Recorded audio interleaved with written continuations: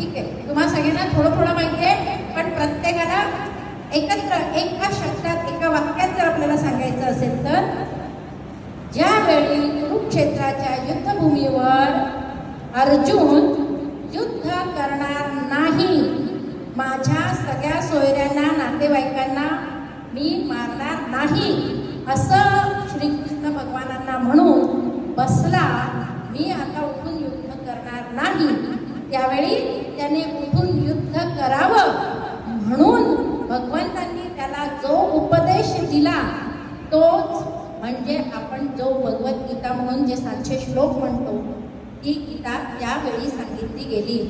कधी सांगितली गेली? जसं तुम्ही नाही का एखाद्या वेळी म्हणता ना, नाही मला नाही हे जमणार, मी नाही करणार, तसं अर्जुनाने म्हटलं होतं. काय म्हटलं होतं? मला नाही जमणार, मी युद्ध नाही करू शकत. आणि त्यावेळी भगवंतांनी हा उपदेश दिल्यानंतर काय झालं तुम्हाला माहिती आहे? युद्ध केलं की नाही केलं? केलं. अर्जुनाने युद्ध केलं. कोण जिंकलं? अर्जुन जिंकला, पांडव जिंकले. म्हणजे हा उपदेश काय आहे? हा उपदेश जिंकायचं कसं हे सांगणारं हे पुस्तक आहे. हा जो उपदेश भगवंतांनी गीतेमध्ये दिलेला आहे त्यामध्ये काय सांगितलं आहे? कसं जिंकायचं, विजयाचं शास्त्र जे आहे ते ही भगवद्गीता आहे. अगदी निराश झालेला मी युद्ध करणार नाही म्हणालेल्या अर्जुनाने युद्ध तर केलंच, पण विजयही मिळवला. बरोबर? मग अशी ही भगवद्गीता आपण सगळ्यांना काही ना काही प्रत्येक वयाच्या आणि आयुष्याच्या टप्प्यावर आपल्याला काही ना काही मार्गदर्शन करत असते. आपल्याला त्यातून नेहमी काही ना काहीतरी आपल्या आयुष्याशी निगडीत आणि चांगल्या गोष्टी शिकण्यासारख्या आहेत. काय सांगितलं मी आता?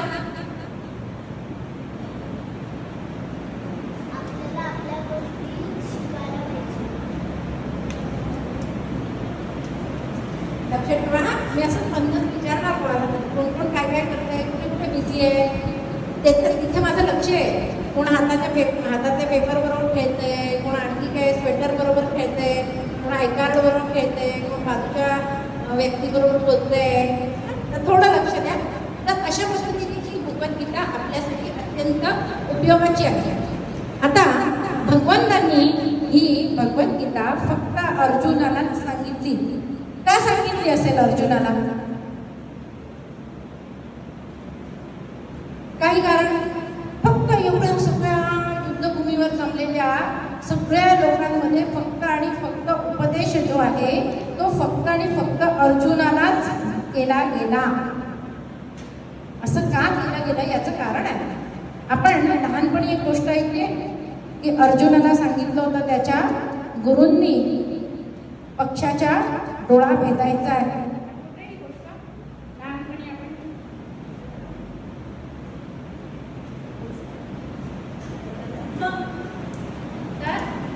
त्यांच्या गुरूंनी काय सांगितलेलं असतं? सगळ्या शिष्यांना, म्हणजे आता तुम्ही जसे स्टुडंट आहात तसे ते सगळे शिष्य, त्यांना काय सांगितलेलं असतं की मी तो दूर झाडावर पक्षी ठेवला आहे, त्या पक्षाचा डोळा भेदायचा आहे. आणि सगळ्या मी काय काय वेगळ्या वेगळ्या गोष्टी सांगितल्या. मला तिथे पक्षी दिसतोय, झाड दिसतंय, फळं दिसतंय, फुलं दिसतंय. अर्जुनाने काय सांगितलं होतं? मला फक्त पक्षाचा डोळा दिसतोय. कारण पक्षाचा डोळा हे काय होतं? त्यांच्यासाठी टार्गेट होता, टार्गेट लक्ष्य होतं. मग अर्जुन जो आहे तो आपल्या आयुष्यात फोकस्ड होता. मला काय करायचं आहे हे त्याला 100% माहीत होतं. आपल्याला माहित आहे? माहित आहे? माहित आहे ना? रोज शाळेत यायचं, अभ्यास करायचा, शिक्षकांचं ऐकायचं, आईवडिलांचं ऐकायचं. हे फोकस राहणं हे आपल्यासाठी सुद्धा गरजेचं आहे.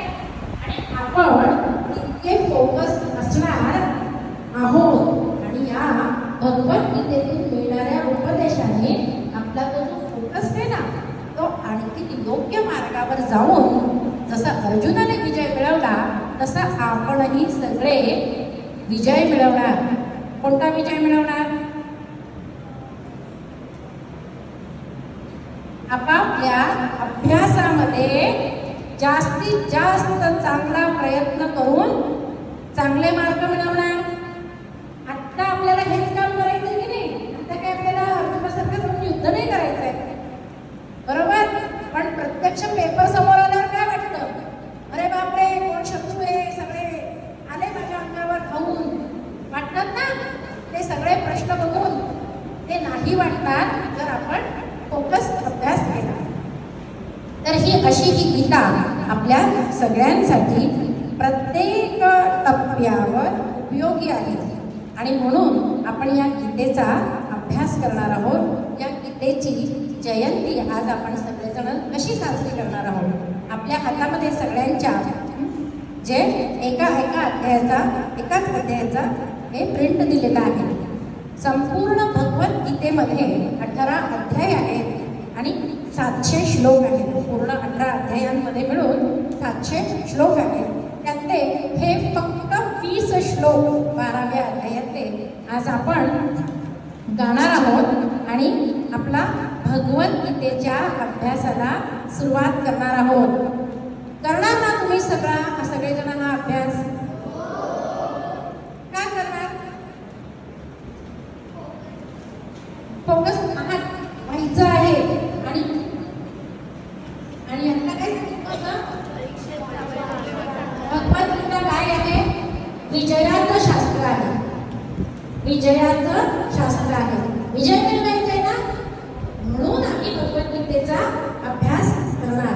जसं आता पराडकर सरांनी सांगितलं की तुमचे उच्चार सुधारतील, कॉन्सन्ट्रेशन वाढेल, हे सगळं तर होईलच. आणि त्याचबरोबर तुम्हाला जे अपेक्षित रिझल्ट्स आहेत की तुम्हाला जे मोठं व्हायचं आहे तेही व्हायला या भगवद्गीतेतून मदत होणार आहे. तर आता आपण हे अध्याय